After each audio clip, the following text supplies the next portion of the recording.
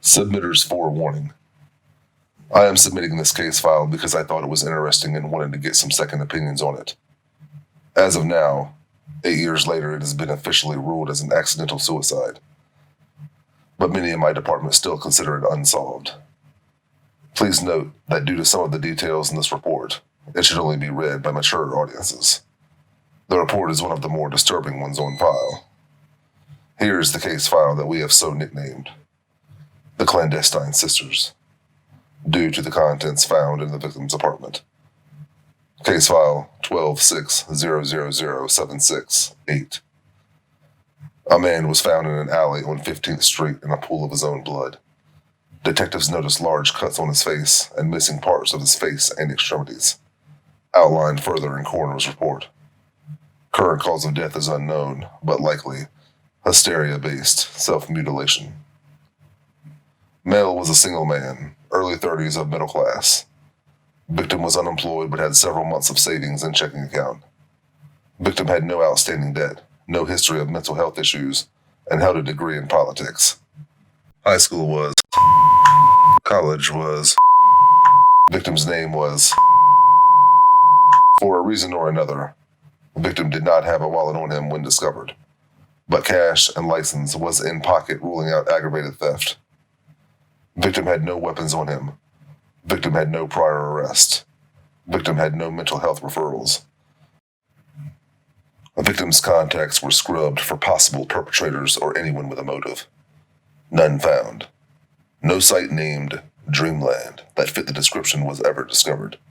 Only piece of evidence with any clue of what may have occurred was a journal found in subject's single-room apartment. Here, presented as is, with the occasional officer note. April 6th, 2012. I decided to get a journal. There, I did it. People online think it'll help, but I don't. I did it anyways because I feel I've got to get something off my chest. I'm lonely. I'm starting to get terrified of being alone all the time. I'm in my early 30s and it's been nearly 10 years since I've been with anyone. I go to bars, I go to clubs, yet surrounded by hundreds, I still feel alone. I go home alone to the same diners, reading the same papers, drink at the same bar, everything is the same. Is this how I'll spend my 60s? I spent last night thinking that I should get out more, and, well, I did. I did something that I never really thought I'd ever do. I don't know why. I didn't feel particularly worse last night, and this act was particularly out of character. I think it was just a matter of opportunity. I was walking home along 15th Street when I came across a small alleyway. It was the same alleyway I had crossed many nights now, but I noticed something I had somehow missed many times before. There was a door in the side of the alley and a sign above in neon with flashing lights. Dreamland, it said. I was surprised by the fact I had never seen this place before, so I decided to check it out. I figured it to be a club of some kind, and well, it was Friday. I had been drinking, and it surely beat sitting in my apartment until sleep came around just to wait for the next day of monotony. I went in and was met with a small room with a door and a front desk. There was an older gentleman dressed in a nice suit sitting behind a counter. There was some sort of soft classical music playing, which I found a bit odd for a club. But I was drunk and just wanted to have fun. He greeted me and I began to pull out my ID and a $20 bill to pay for a cover charge. But he shook his head. That won't be necessary. You'll pay when you want to leave. His voice was soft and fragile, and it looked as if he was pushing 80. I didn't question it. I had too much booze for that. I opened the door and stepped inside. I stepped into a short hallway with rooms along each wall, and I was beginning to suspect what I had just accidentally stepped into. It wasn't a regular dance club with a dance floor. No, along this hallway were doors, some open, some closed, with women standing in front of the doors in erotic wear. I had somehow, in the middle of downtown, walked into a brothel. 2 arms hooked in with mine, and before I could move back, I heard 2 voices speak unanimously in my ears. Hello, handsome. 2 women, tall, pale, and with beautiful dark eyes, stood by my side, each looking to be about 25 years old. The taller of the 2 looked down on me, her smile wide and teeth perfect. Hell, everything about her was perfect. Yet I was starting to feel sick and begin to think that I really shouldn't be here. This was a mistake, and this was flat out illegal if this place really was what I thought it was. Truthfully, I was ready to leave then and there. Another voice in my head told me otherwise. I had been alone for so long that perhaps I wouldn't have minded staying for just a little. Besides, if I still felt uncomfortable, I could just leave. I would leave before anything happened, that's for damn sure. Right this way, the taller of the two said in a smooth and soft voice. She placed her hand on my back, rubbing it softly as the three of us started to walk forward. At the end of the hall, there was a small room on the left, and as we stepped in, the door behind us was shut. The room only had a single bed, dim purple light, and a small closet in the corner.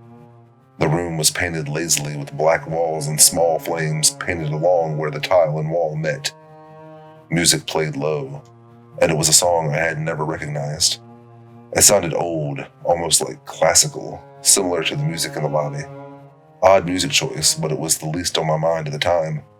My heart was beginning to pump wildly, and my skin was beginning to elicit goosebumps. Look, to be honest, I think I'm in the wrong building. I didn't think the girls stepped into the center of the room, their eyes looking down at me. I assure you, the taller of the two said. You're in the right place, the shorter finished. They had very similar voices, and even their stature was almost the exact same. Their skin radiated off the low purple light, and their dark eyes now seemed almost pitch black in this low light. The way they spoke was bewildering, but it seemed that they were very well rehearsed and comfortable. They had no doubt done this several times, perhaps many times tonight. The two moved towards the bed, motioning for me to join them. They each placed their hand on my chest and started to massage my back. I can't deny it. It felt good. What's your names? I asked. Call us the Clandestine Sisters, they said, their voices in near perfect harmony. You don't have names of your own? They giggled, then the taller one spoke firmly. No. The massage on my back was beginning to entrance me. Whatever feeling I had of leaving was beginning to become harder to commit to. To be honest, I'm not sure when it was the last that someone had put their hands on me like this. So what now? I asked. The taller one spoke as she placed her long fingers under my shirt, beginning to unbutton with her free hand. Whatever you want. Whatever you need. Whatever you desire the most. You can have it. And after it's done, you pay us. They both giggled again, their smiles wide and hypnotizing. I let out a small laugh. For a random Friday encounter, this was great. I don't have a lot of money, I said, beginning to lay back. At this, they giggled for the third time. We don't want much. You'll have enough. We promise. I told them what I wanted. They more than happily obliged. Afterwards, as I was dressing, the tall one stood up and spoke. Now it's our turn. The shorter one piped up, her dark eyes glistening in the dim light of the room. You give us what we want. I nodded, trying to sound sly. Oh yeah? And what is that? Your wallet? I stopped as I was buttoning my shirt. My wallet? They nodded their heads slowly. It was a strange request, and as I sat still, eyeing them, the neon light flashing off their skin and causing them to almost glow. They were the only things bright in the room, their pale skin a thick contrast to everything around us. This was the moment I began to feel dirty, like I had committed a horrendous sin. I began shaking, my mind racing and thinking about what I had just done. I was in a brothel, and I knew that I shouldn't have been in here, near the side of an alley, and was about to get robbed where no one would ever help me. Look, I don't want any trouble. I can pay, not your cash. Not your identity. We just want your wallet. I processed what they had said, before shaking my head in confusion. Why? My voice was hesitant. I pulled it out, my hand shaking as I began to unload the cash and identity cards from it. It looks nice. Like it was a gift from someone special. Are we special to you? It was a gift from my last relationship, I said. As I pulled out my driver's license, a picture slipped out with it. I had momentarily forgotten it was in there, and after picking it up, I was greeted with a smiling face with blue eyes. My heart sunk. It was the same face that I had loved and lost all those years ago. The same woman who had bought me the wallet years ago as a gift. I had, at one point, been in love with her. We want that too, the taller sister said. Why are you so hesitant? The shorter one said. You don't miss her? You don't love her, or is there a problem? Their voice was slightly deeper this time, and their smiles had turned into a look of dissatisfaction. No, it's just... I looked at the photograph one last time. The woman in the photograph had a warm smile, and the truth is that I did miss her.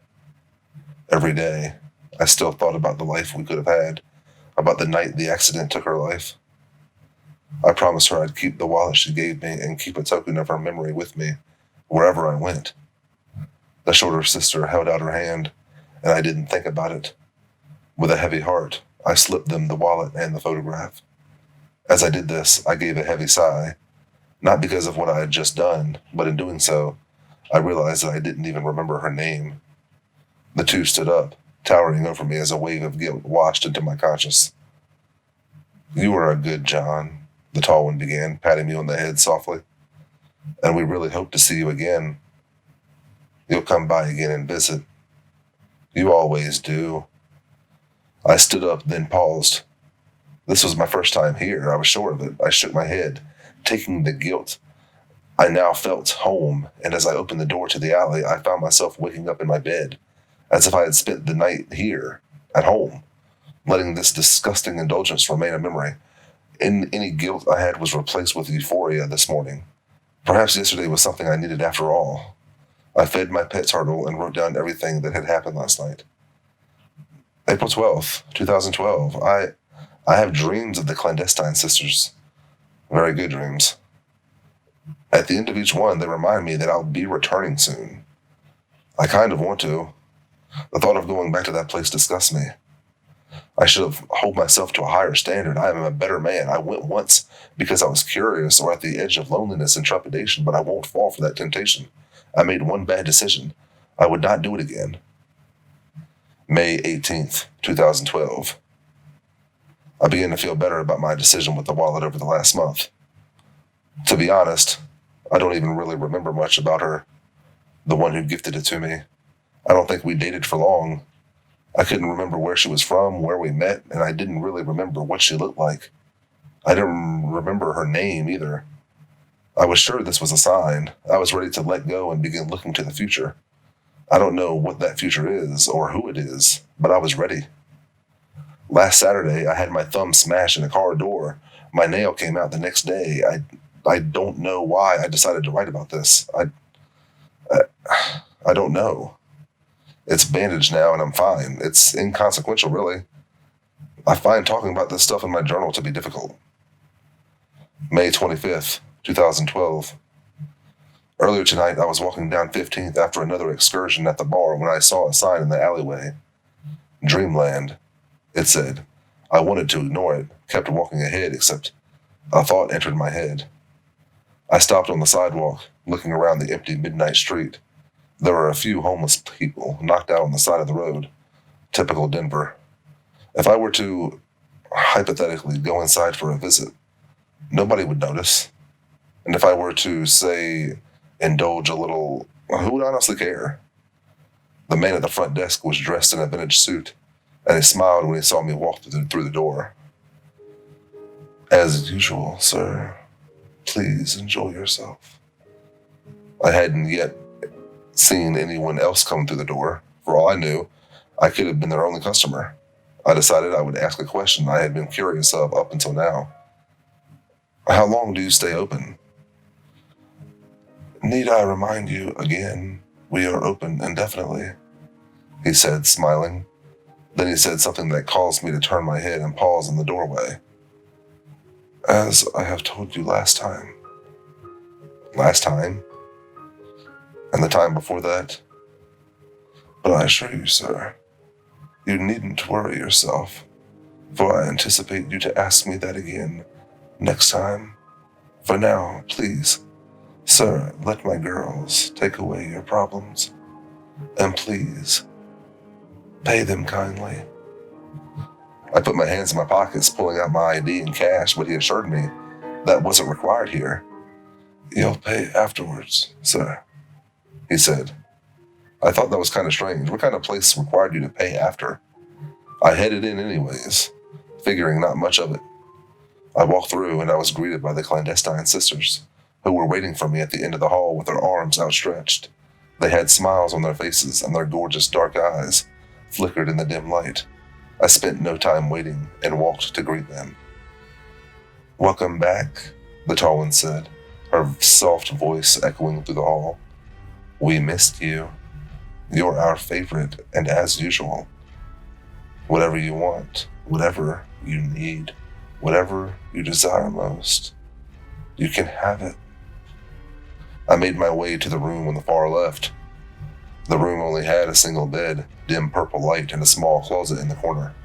The room was painted lazily with black walls and small flames painted along where the tile and wall met.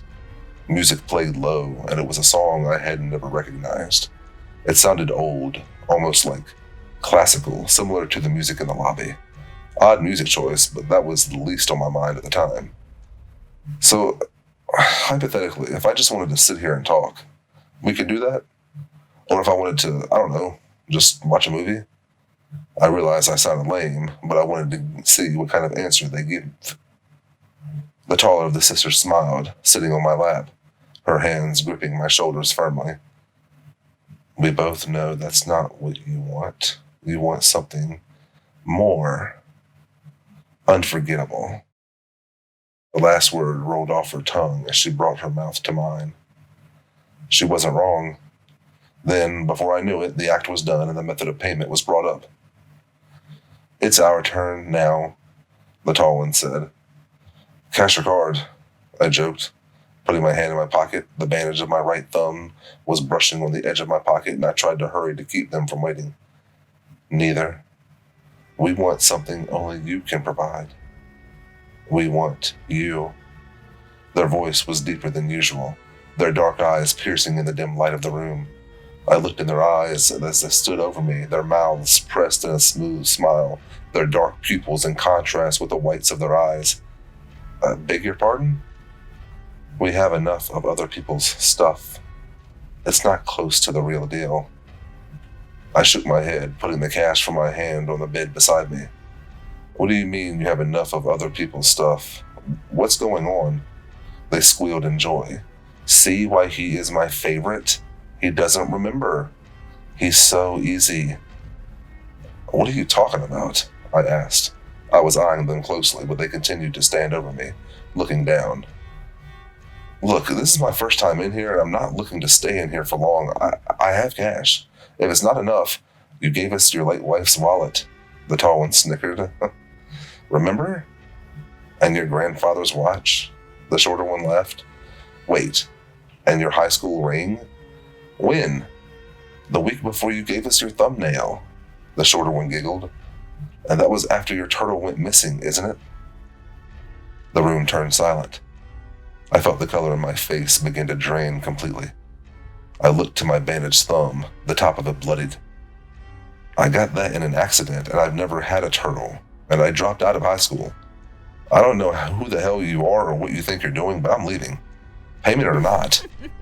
At this, they both erupted into soft laughter, and I started to stand as their peering dark eyes watched me bolt to the door. We have so much of your life, but so little of you. How much of it do you even remember? Were your parents even married?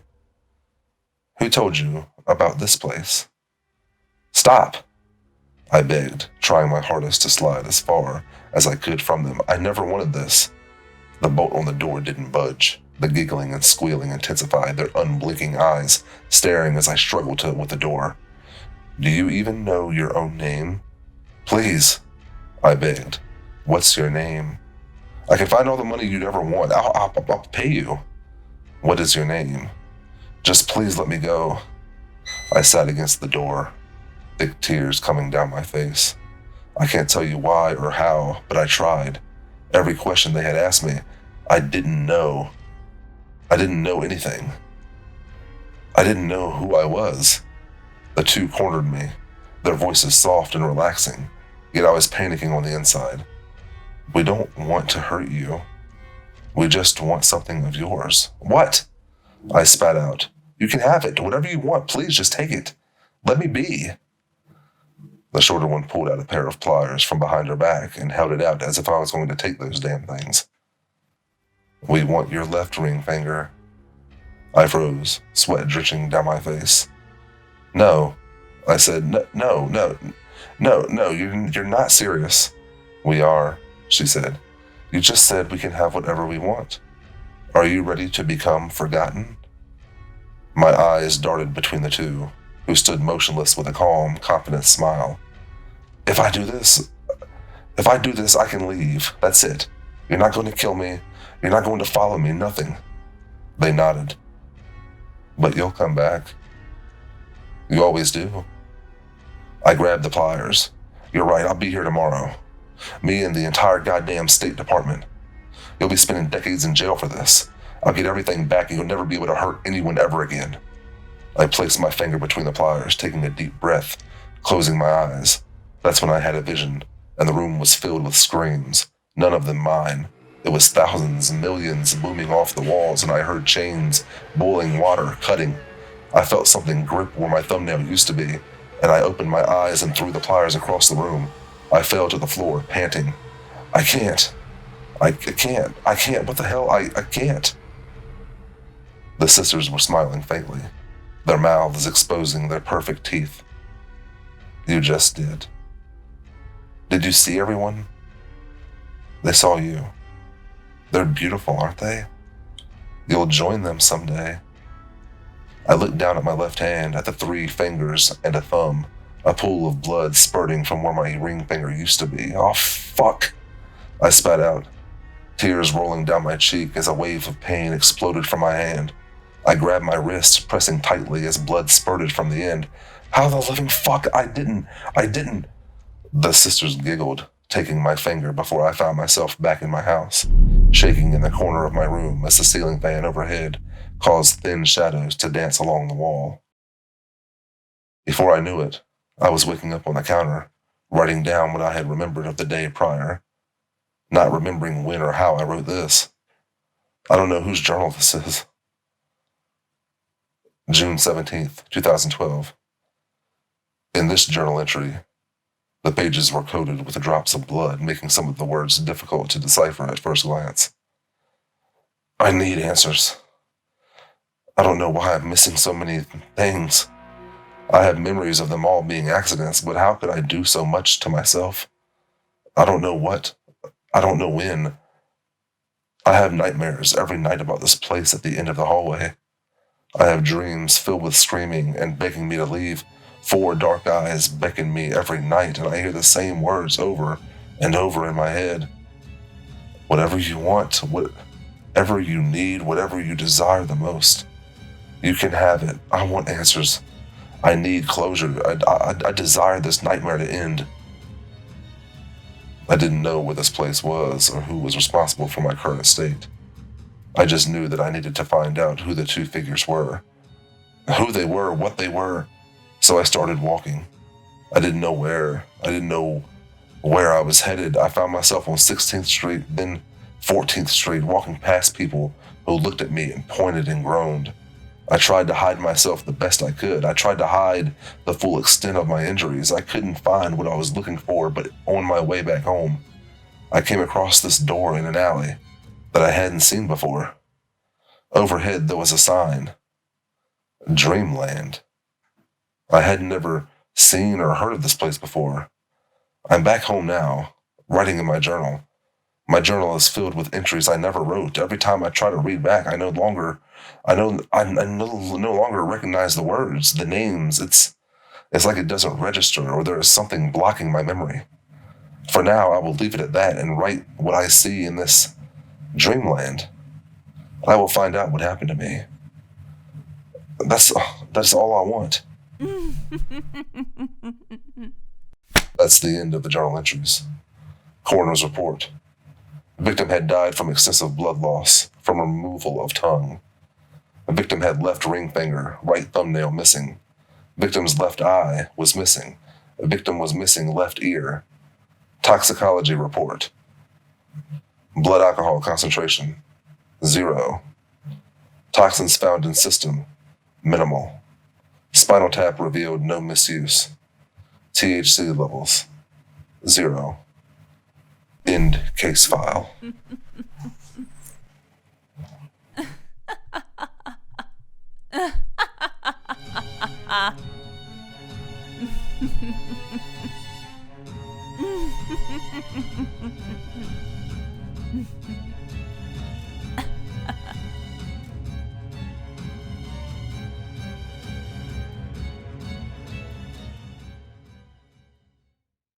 Well, I do look forward to hearing more of these Clandestine Sisters.